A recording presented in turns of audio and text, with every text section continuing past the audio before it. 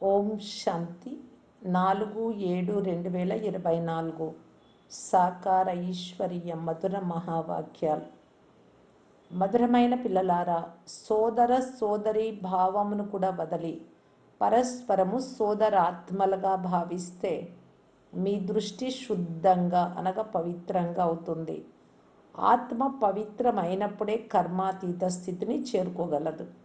ప్రశ్న: మీ లోపాలను తొలగించుకునేందుకు ఏ యుక్తిని రచించాలి? అది కూడా బాబానే చెప్తారు. జవాబు: మీ నడవడికల రిజిస్టర్ను ఉంచుకోండి, చార్టు వ్రాయండి. అందులో ప్రతిరోజు మీరు ఏమేం చేశారో, మంచి పనులు కానీ, బాబాకు విరుద్ధంగా నడిచినటువంటిది కానీ, అన్ని లెక్కాచారాలన్నీ వ్రాయండి. రిజిస్టర్ను పెట్టడం ద్వారా మీ లోపాలు మీకు తెలిసిపోతాయి. తర్వాత సహజంగానే వాటిని తొలగించుకోగలరు. లోపాలను తొలగించుకుంటూ ఒక్క తండ్రి తప్ప మరెవ్వరూ స్మృతిలోకి రాని స్థితి వరకు చేరుకోవాలి. ఎలాంటి పాత వస్తువు పైన మమకారం ఉండరాదు. మీ లోపల కూడా దేనిని అడగాలి అనే కోరిక ఉండరాదు. ఓం శాంతి. ఒకటి మానవ బుద్ధి, రెండవది ఈశ్వరీయ బుద్ధి, ఆ తర్వాత మూడవది దైవీ బుద్ధి. మానవ బుద్ధి అసురీ బుద్ధిగా ఉంది. ఇది చెడు దృష్టిగా ఉంది కదా. ఒకటి మంచి దృష్టి, రెండవది చెడు దృష్టి. దేవతలు నిర్వికారులు, శుద్ధమైన దృష్టి కలవారు. ఇక్కడ కలియుగ మానవులు వికారి, చెడు దృష్టి కలవారు. ఎందుకంటే శరీర భావం ఉంది కాబట్టి వీరి ఆలోచనలే వికారీగా ఉంటాయి. చెడు దృష్టి ఉన్న మానవులు రావణుడి యొక్క జైలులో ఉన్నారు. రావణుడి రాజ్యంలో అందరూ చెడు దృష్టి కలవారిగా ఉన్నారు. ఒక్కరికి కూడా మంచి దృష్టి లేదు. ఇప్పుడు మీరు పురుషోత్తమ సంగమ యుగంలో ఉన్నారు. ఇప్పుడు బాబా మీ చెడు దృష్టిని పరివర్తన చేసి సివిల్ దృష్టి అంటే మంచి దృష్టి కలవారిగా తయారు చేస్తున్నారు. చెడు దృష్టి కూడా అనేక విధాలుగా ఉంది. కొందరిలో కొద్దిగా, కొందరిలో మరోలా ఉంది. దృష్టి మంచిగా అయినప్పుడు కర్మాతీత స్థితి ఏర్పడుతుంది. తర్వాత మళ్ళీ సోదర దృష్టి అంటే ఆత్మ దృష్టి తయారవుతుంది. ఆత్మను చూస్తుంది, శరీరాన్ని చూడదు. కనుక చెడు దృష్టి ఎలా ఉంటుంది? అందువలన స్వయంలో సోదరీలము అనే భావాన్ని కూడా తొలగిస్తూ వెళ్ళండి అని తండ్రి చెప్తున్నారు.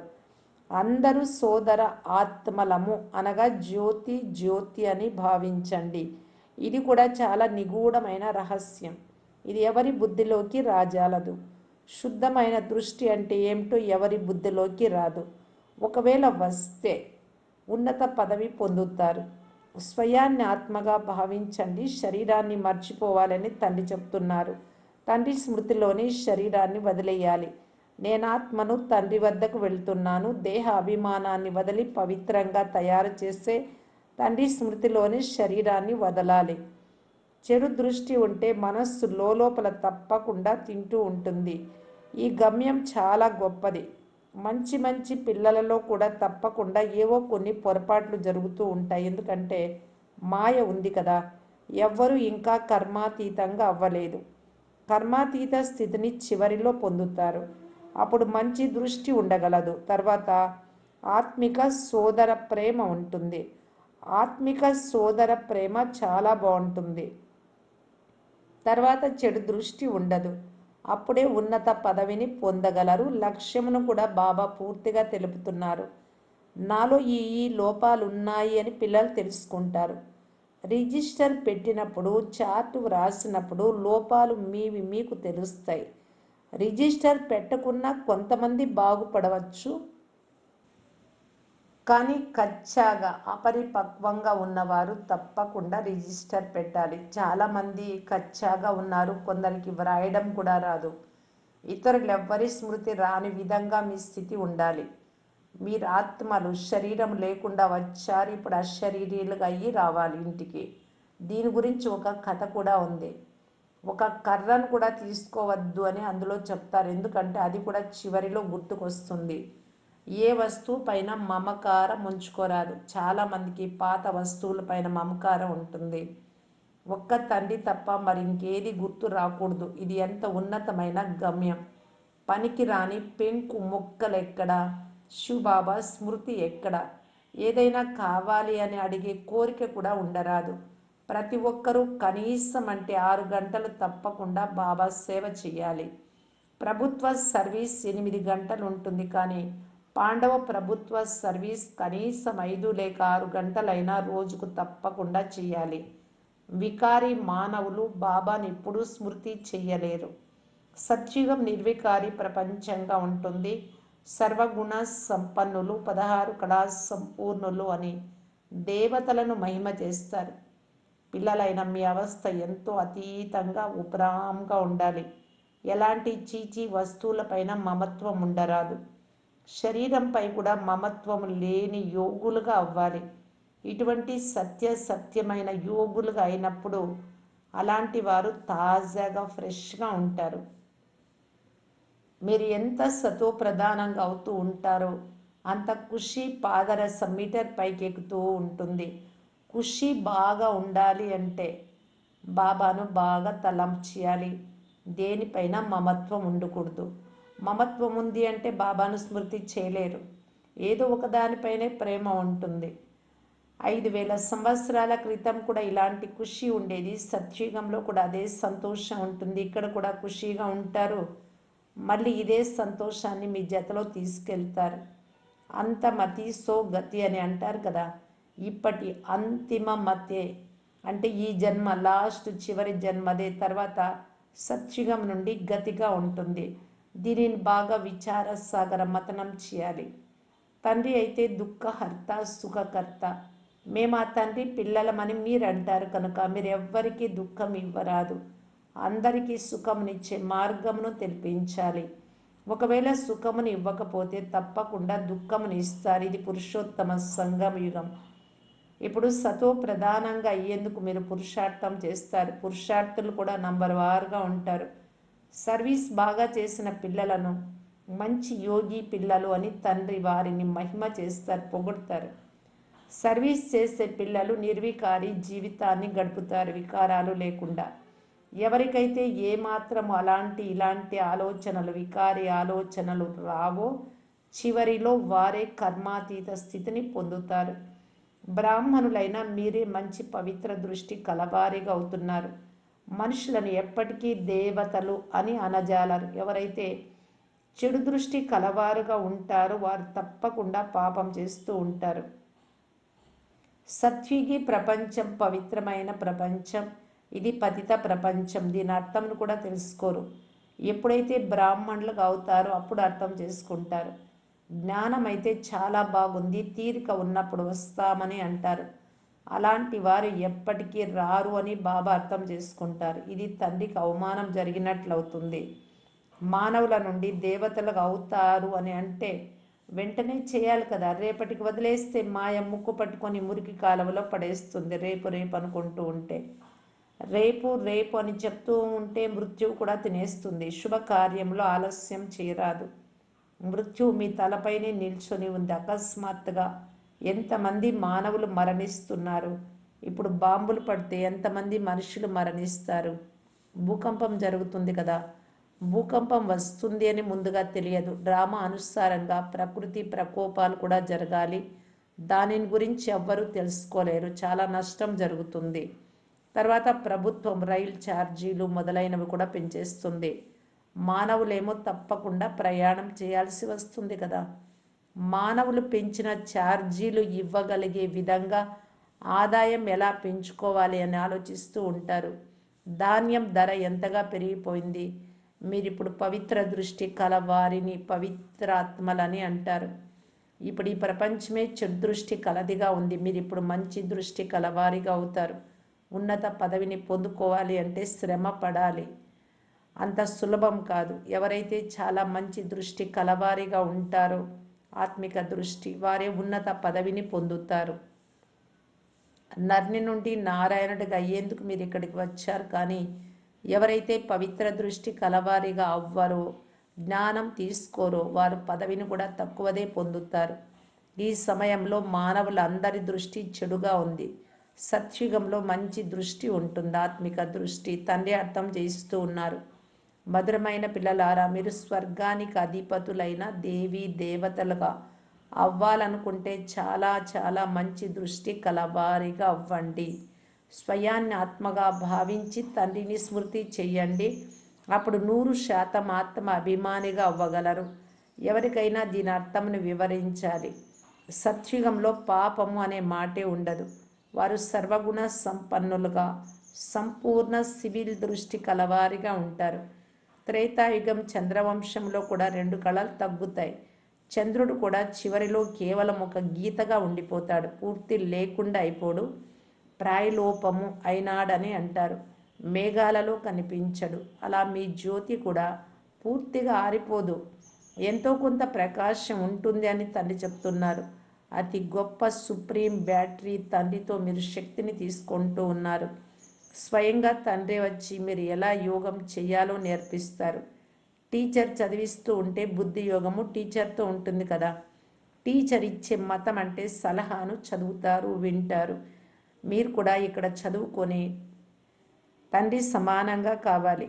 అక్కడ చదువుకొని టీచరు లేక న్యాయవాదిగా అవుతామని భావిస్తారు కదా. అందులో కృప లేక ఆశీర్వాదాల మాటే ఉండదు. తల వంచి నమస్కరించే అవసరం కూడా లేదు. కొందరి హరి ఓం అనో లేక రామ్ రామ్ అనో సాయిరామ్ అనో ఇలా అంటారు. వారికి బదులు కూడా ఇవ్వాల్సి ఉంటుంది. ఇది కూడా గౌరవాన్ని ఇవ్వడమే, అహంకారాన్ని చూపించరాదు. మనము తండ్రి ఒక్కరినే స్మృతి చేయాలని మీకు తెలుసు. ఎవరైనా భక్తిని వదిలేసిన హంగామా అవుతుంది. భక్తి వదిలేస్తే వారిని నాస్తికులుగా భావిస్తారు. వారు చెప్పే నాస్తికులు అనే పదానికి మీరు చెప్పే నాస్తికులు అనే పదానికి ఎంతో తేడా ఉంది. బయటవారు నాస్తికులు అంటే దేవుడిని నమ్మని వారు, దేవుడే లేడు అనేవారు అంటారు. కానీ బాబా ఏమంటారు, నాస్తికులు అంటే భక్తివారే కానీ తండ్రిని యథార్థంగా తెలుసుకోని వారు. తండ్రిని తెలుసుకోలేదు కావున వారిని నాస్తికులు, అనాథలు అని మీరు అంటారు. అందువలన అందరూ పోట్లాడుకుంటూ జగడాలాడుకుంటూ ఉన్నారు.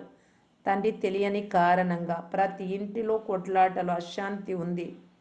క్రోధానికి చిహ్నం అశాంతి. అక్కడ ఎంత అపారమైన శాంతి ఉంటుంది. భక్తిలో చాలా శాంతి లభిస్తుంది అని మనుషులు అంటారు, కానీ అది అల్పకాలికంగా ఉంటుంది. శాంతి సదా కాలానికి కావాలి కదా. మీరు సనాతుల నుండి అనాథలుగా తయారైనప్పుడు శాంతి నుండి మళ్ళీ అశాంతిలోకి వస్తారు. అనంతమైన తండ్రి అనంతమైన సుఖ వారసత్వముని ఇస్తారు.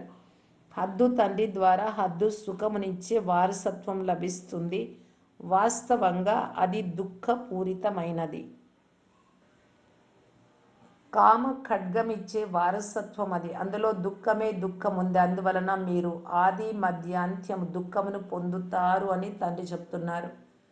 పతిత పావనుడైన నన్ను ఒక్కరినే స్మృతి చేయండి అని తండ్రి చెప్తారు. దీనిని సహజమైన స్మృతి, సహజమైన సృష్టి చక్ర జ్ఞానమని అంటారు.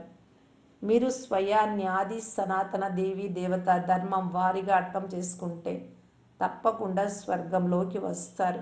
స్వర్గంలో అందరూ మంచి దృష్టి కలవారిగా ఉండేవారు. దేహ అభిమానంను చెడు దృష్టి అని అంటారు. మంచి దృష్టిలో ఏ వికారము ఉండదు.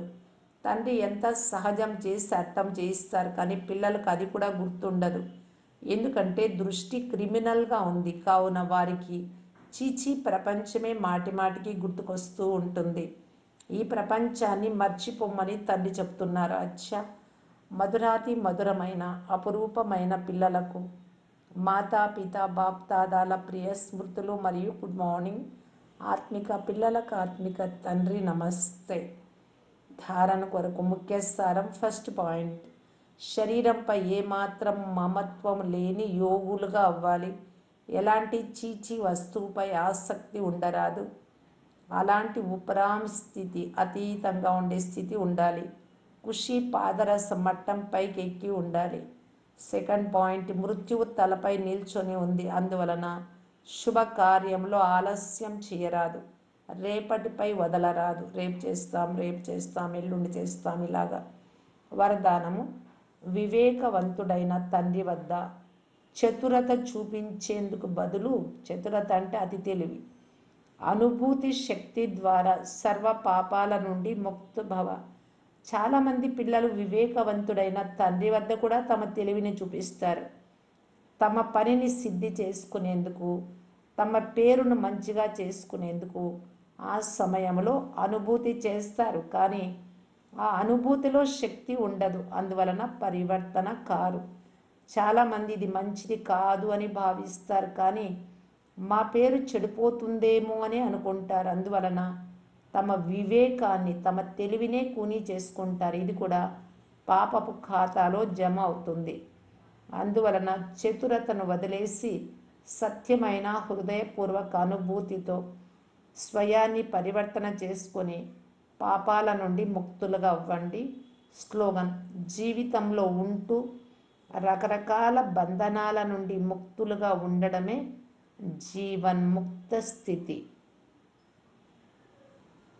అవ్యక్త ఇషారా: పరోపకారం యొక్క భావనతో సంపన్నులై అపకారులకు కూడా ఉపకారం చేయటం గూర్చి బాప్దాదా తెలియజేస్తూ ఉన్నారు. సంతుష్టంగా అనగా సంతృప్తిగా ఉండేవారిని సంతుష్టంగా ఉంచటము, స్నేహిలకు స్నేహాన్ని ఇవ్వడం, స్నేహం చూపించే వారికి మనం స్నేహం ఇవ్వడం, సహయోగిలు అనగా సహాయం చేసే వారికి తిరిగి సహాయం చేయడం మహావీరత్వము కాదు. ఎవరు ఎంత సహాయము చేయని వారినైనా మీ సహయోగ శక్తితో అసహయోగిలను, సహాయం చేయని వారిని కూడా సహయోగిలుగా చేయటంనే మహావీరత అంటారు. బలహీనులను బలహీనులుగా భావించి వదలకండి. వారికి శక్తినిచ్చి బలవాన్గా తయారు చేయాలి. బలహీనులను హై జంప్ చేసే యోగ్యులుగా తయారు చేయండి. అప్పుడే అంటారు మిమ్మల్ని మహావీర్ మరియు అందరి పట్ల ఉపకారం చేసేవారు అని. ఓం శాంతి.